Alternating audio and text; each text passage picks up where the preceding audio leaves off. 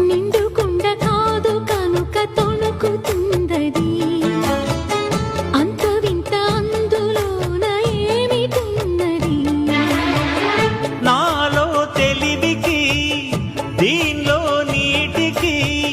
పోలికే గుళుకు గుళుకు పలుకుతున్నది అమృతం లాంటి హృదయం నీది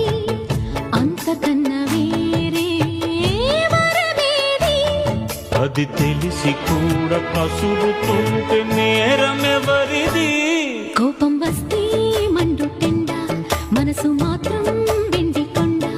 వాన మబ్బులాంటి వాటం మీదయా ఏంటో నాకు తెలుసా మంచి చెడ్డ నువ్వు చెబితే